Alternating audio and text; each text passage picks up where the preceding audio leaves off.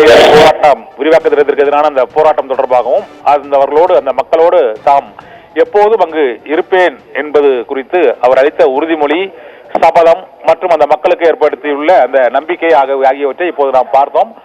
பரந்தூரில் அந்த அவருடைய கேரவன் வாகனத்தில் நுழைந்து அந்த மேல்புறவூர் கிராமத்து மக்களின் முன்பாக அந்த வேனில் இருந்தவாறே நடிகர் விஜய் அந்த பேசிய பேச்சின் அந்த முக்கிய அம்சங்களாக அவர் குறிப்பிட்டது என்னவென்றால், தான் ஏற்கனவே அங்க கட்சி ஆரம்பிக்கும் போது அக்டோபரில் விக்கிரவாண்டி மாநாட்டில் விவசாய மக்களுக்கு நாங்கள் பாதுகாப்பாக இருப்போம் என்று அவர் நிறைவேற்றிய அந்த தீர்மானத்தின் ஒரு கட்டமாகத்தான் இப்போது இந்த விவசாய பெருமக்களுக்கு ஆதரவாக இந்த களத்திற்கு வந்திருக்கிறேன் என்று தொடக்கத்திலேயே அவர் கூறினார். இந்த பரந்தூர் மக்களின் போராட்டம், பரந்தூர் ஏகனாபுரம் மக்களின் போராட்டம் 910 நாட்களை எட்டிவிட்ட சூழ்நிலையில் தான் உங்களோடு நிற்பேன் என்று உரையின் தொடக்கத்திலும் உரையின் இறுதியிலும் அந்த ஊர் எல்லை சாமியாக அந்த ஊரில் உள்ள தெய்வங்களின் குறிப்பிட்டு அவர் உறுதிமொழி அளித்த அந்த அம்சத்தையும் பார்த்தோம். மேலும் மத்திய மாநில அரசுகள் இந்த விமான நிலையத்திற்கு திட்டத்திற்கு விரிவாக்க திட்டத்திற்கு தாம் எதிர்ப்பாக இல்லை என்றும், இந்த இடத்தில் இந்த விமான நிலைய விரிவாக்கத்தை செய்யக்கூடாது என்பதுதான் தமது மிக முக்கியமான வலியுறுத்தல் என்றும் அவர் கூறினார். வேறு இடத்தில் இந்த விமான நிலைய விரிவாக்க பணிகளை மேற்கொள்ளலாம் என்றும் அவர் குறிப்பிட்டார். மற்றொரு மிக முக்கியமான அவர் குறிப்பிட்டது ஒப்பிட்டு கூறியது, அந்த டங்ஸ்டன் திட்டத்தை ரத்து செய்வோம் என்று தீர்மானம் நிறைவேற்றினீர்கள், அதே மக்கள் தானே இங்கேயும் இருக்கிறார்கள், இந்த பரந்தூர் விமான நிலைய திட்டத்தில் ஏன் அதே முடிவை எடுக்கவில்லை?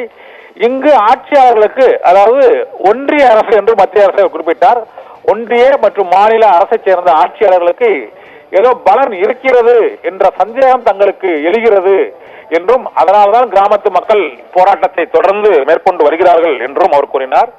மற்றொரு மிக முக்கியமான ஒன்றையும் கூறினார், நீங்கள் எதிர்கட்சியாக இருந்தால் விவசாயிகளுக்கு ஆதரவாக அது 8 வழிச்சாலை திட்டமாக இருந்தாலும் காட்டுப்பள்ளி துறைமுகமாக இருந்தாலும் அதை ரத்து செய்ய வேண்டும் என்று போராடுகிறீர்கள். ஆனால் ஆளுங்கட்சியாக மாறியவுடன் அதே திட்டங்களோடு கூடுதல் பாதிப்பை ஏற்படுத்தும் திட்டங்களை கொண்டு வருகிறீர்களே, அது என்ன நியாயம் என்ற கேள்வியையும் அவர் எழுப்பியிருக்கிறார்.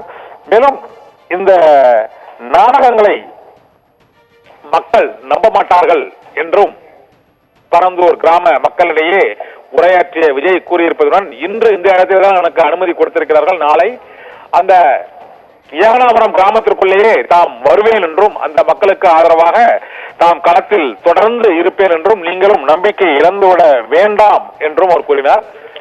அந்த உரையின் கடைசியில் அவர் அரசுக்கு சில கேள்விகளை எழுப்பினார். அந்த கேள்விகளில் முக்கியமானது, நீ மதுரை அரிட்டாப்பட்டிக்கும் பரந்தூர் விரிவாக்க திட்டத்திற்கும் என்ன வித்தியாசம் என்ற கேள்வியை அவர் எழுப்பினார்.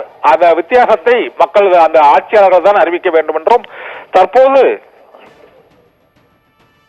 இந்த விமான நிலைய விரிவாக்க திட்டத்திற்கான போராட்டம் மற்றும் அவர் நடிகர் விஜய் ஆற்றிய உரையை மீண்டும் ஒரு முறை இப்போது பார்க்கலாம் பிரவீன்.